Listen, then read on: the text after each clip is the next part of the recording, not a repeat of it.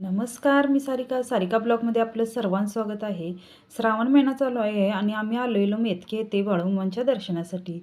आणि मेतक्यामध्ये 2 मंदिर आहेत. श्री हलसिद्धनाथ बाळूमामा मंदिर हेच आहे ते मंदिर आणि दुसरं आहे ते सत्यवाई आणि बाळूमामांचं मंदिर.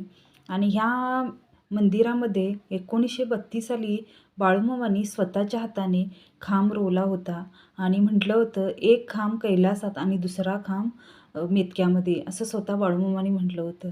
लोकांची इडापिडा टळावी, लोकांचं उद्धार व्हावा यासाठी हा खांब रोवला आहे. आणि ह्या खांबावर वर्षभर पंचधातूचं आवरण असतं आणि ते श्रावण महिन्यामध्ये काढून ठेवून लोकांच्या दर्शनासाठी हा खांब खुला केला जातो. आणि हाच तो खांब आहे. ह्याला मूळ खांबसुद्धा म्हटलं जातं. आणि हे आवरण काढलेलं आहे बघा. आणि लोकांच्या दर्शनासाठी हा खांब खुला केला आहे. आणि इथं पण खूप छान दर्शन झालं आणि मामांचं पण इथं छान दर्शन घेतलं आम्ही. आणि प्रसाद घेण्यासाठी जवळच असलेल्या हॉलमध्ये इथं आम्ही आलेलो आहे. हा हॉल नवीनच बांधण्यात आलेला आहे आणि इथं प्रसादाची खूप छान व्यवस्था केलेली आहे.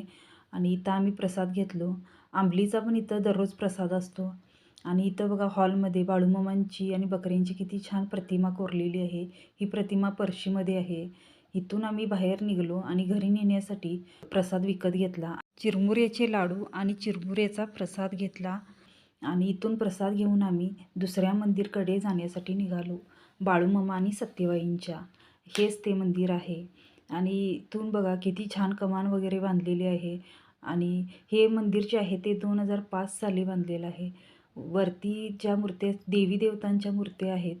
खूप मूर्त्या आहेत इथं देवांच्या वगैरे. या पण मंदिरामध्ये एक खांब रोवला आहे मामांच्या मूर्तीसमोर. त्याचं पण दर्शन घेतात लोक. इथं मामांचं दर्शन घेतलं. आणि इथं पण मामांची मूर्ती किती सुंदर आहे बघा. आणि मध्ये गणपतीची मूर्ती आहे. आणि गणपतीच्या मूर्तीनंतर मग सत्यवाईंची मूर्ती. अशा तीन मूर्त्या एका लाईनमध्ये आहेत. आणि याच मंदिरामध्ये शंकराची पण मूर्ती आहे आणि नंदी पण बसवलेला आहे. खूप छान दर्शन झालं इथं पण. आणि आम्ही बाहेर आलो आणि समोरच इथं दत्तांचं मंदिर आहे आणि त्यामध्ये मुळे महाराजांची आणि विठ्ठल रुक्मिणीची पण मूर्ती आहे. आणि औदुंबराचं झाड आहे या मंदिरामध्ये. इथं पण छान दर्शन झालं. तर माझा छोटासा मिनी ब्लॉग तुम्हाला कसा वाटला नक्की सांगा.